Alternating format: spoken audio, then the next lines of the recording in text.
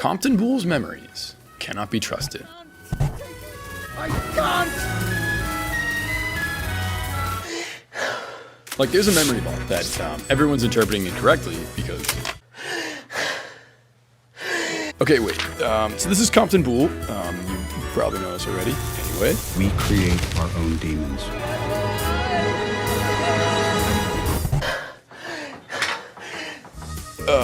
This is not easy. I have so much to say and so little.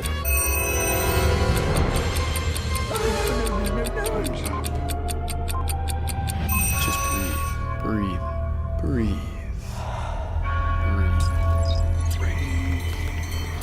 So before I push that button and start the next dish, let's take a breather, okay? Good idea. Here now. Compton Boole suffers immensely from a disorder that is one of the most prevalent to the human experience. His mind and his character are far removed from the vast oceans of metaphors of Xanadu, only to be a labyrinth, layered and complex with a nightmarish aftertaste. Let's get to our first dish, a tragic delicacy. All the while being an insightful deep dive into a familiar concept in abnormal psychology. Basing everything on either real research or real personal experience makes everything feel real and makes everything better. In my previous videos, we covered addiction as a theme that expanded across Psychonauts. So, now should be a good a time as any to engage with the comments section. Oh, me! Pick me! Easily one of the highlights of my 2021 was reading open, honest, thought-provoking, and supportive comments from people who are dealing with, or who have dealt with, addiction. I am, at the end of the day, just a humble high school psych teacher, so let me remind you of something that you probably already know. You shouldn't diagnose yourself via a YouTube video, no matter how snappy the editing is. But I do believe that these silly games can potentially be a platform for important discussions about serious topics. Mental health is a part of our daily language now, so thank you for all of the feedback. With that said, let me know what you think of my interpretations, my divisive, educated opinions. Both Compton Boole and Naomi Osaka have social phobia anxiety disorders. And which minds you think I should cover next. As stated above, hopefully it's pretty obvious that I do actually read the comments.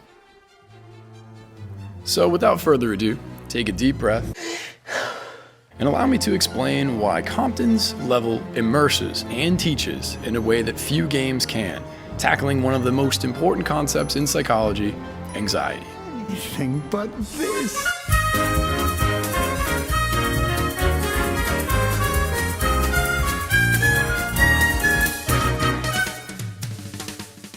As with every psychological concept in Psychonauts, the theme of anxiety is sprinkled in before it's fully invigorated as part of a level.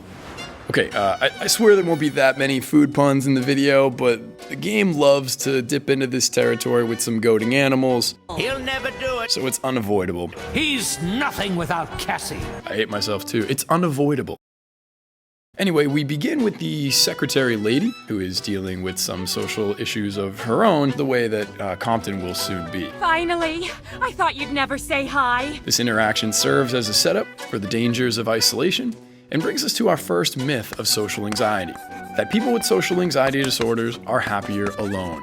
Modern research contends that people suffering from this mental illness desire relationships and connections just as much as anyone else does. I thought you'd never say hi. I tell ya, I have been waiting for someone to come visit for a long time. I was starting to think I was invisible. You ever get that feeling? So, she is pretending to be stable, whatever you want to call it. This is the first of many lies that Compton's level will teach us. As we go deeper, we'll see how these manipulations have manifested themselves into incredibly subtle ways in Compton's mind. Also, her laugh is exactly how I get through my lessons on Freud. Is me overwhelming? So let's take the lift up and meet another PTSD-suffering member of the Psychic Six.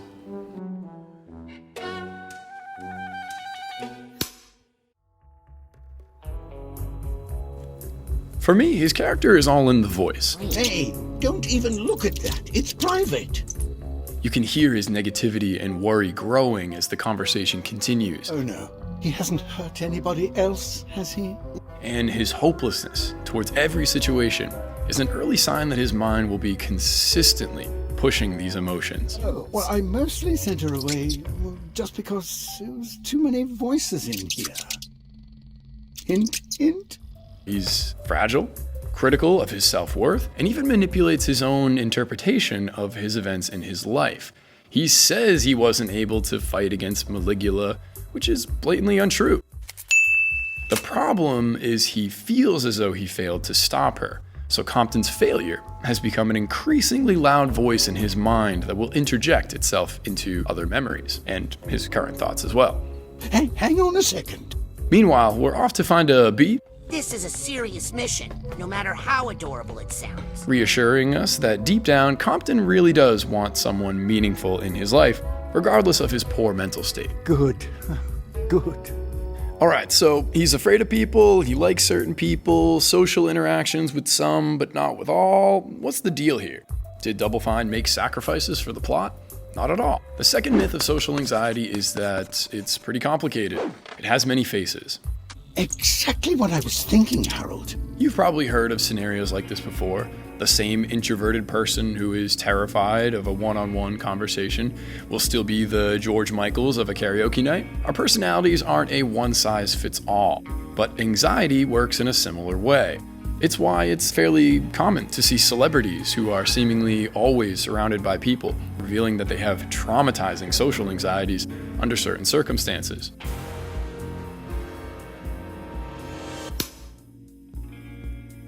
Jumping into his mind, with Compton's permission of course, we're shown almost immediately that he's constantly on trial. Court is in session! The powerful force behind his fears and doubts, Said it's going to be like taking candy from a baby. it's an interesting choice to have this appear first, or seemingly be the only thing in a largely empty mind at this point. To me, it echoes the sensation that to Compton, there is nothing else. That the bubble he plays chess in is the same for how his mind functions. All of those conversations we had earlier, if we knew that this was what was going on inside his mind, it would explain a good amount of his responses. Do you need help getting out of there? No, I put myself in here. But the bell has been rung, and in comes Compton's inner Gordon Ramsay. Roll! Roll! Roll! Yeah, what was I expecting? Except there are no enemies, at least not at first, not like in other minds. The outline of this level is pretty simple. Navigate the maze and complete the task. Everything else is either filler meant to distract and criticize, And all I can hear is criticize. or reassure and praise. You should listen, Lila. It's perfectly simple. The key to this level is the reassuring aspects and the positive praise have to overcome all of the negativity in its way. Put them both together on a plate and see if the judges can bear two. See, the food isn't food, not like in a sausage party Seth Rogen sense. Together!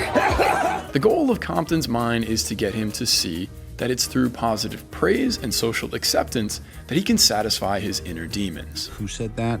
What does that even mean? Doesn't matter. I said it because he said it. Now, to be clear, I don't want to go too deep on how this level is designed to emulate the mind of a person dealing with social anxiety. There's already another great video out there that goes into excellent details on the subtleties this level contains and highlights just how well Doublefine understands how anxiety affects our brains. Instead, I want to focus on the darker side of his memories, the terrifying loop that Compton is caught in, and why I think this level teaches anxiety better than a movie, or a meme ever could. Ready? Me neither. Starting with the darker side of Compton's mind, let's talk about his memories and all the distorted views he has of his world. Food people? So he personalizes everything. I'm okay. How about a spoiler? In the end, it's revealed that the judges, heckling and goading him the entire time, were not in fact his fellow Psychonauts, but actually himself. Meaning, is he really worried about blowing other people up? Or himself? Quite unlike how many other characters appear in other different levels. For example, Bob's Bottles Truman and Lily are actually in his mind, and though their depictions are a bit off, at least they're trying to look like Bob's actual vision for who these characters are. In Compton's mind, they're practically monsters. His dialogue and memories frequently fabricate the past to remind him of his failures. So why would we expect his memory vault to be any different? We've got animals here, a syringe that suggests they were for psychological experimentation, which has a long, cruel history behind it, even recently with Psychology's Homelander torturing dogs in his study on learned helplessness. But with these photos, it appears Compton is trying to free the dogs, gets overwhelmed with positive praise, and poof, only to be given a second chance by Ford in the final frame. Might be a bit of a stretch, but I find it hard to believe that Doublefine is pulling a Disney and trying to get us to sympathize with a known dog killer. What fun that is! On the contrary, I think it's Compton that explodes mentally and retreats to isolation on his own free will. Why did you put yourself in there? Well, I was feeling a little overwhelmed. And when I get overwhelmed, accidents happen. I think it's safe to say that this memory is missing a few frames. It's Compton's feeling of failure that's keeping him in this mental prison. From a biological perspective, myth number 3 of social anxiety is that it's harmless. There's a massive difference between somebody who is more introverted on the MBTI and a person experiencing an anxiety-induced panic attack. In this agonizing moment, Compton is feeling chest pains, his heart is racing at a racehorse pace. He's having difficulty breathing, and he's probably thinking that his mind is a scrambled egg.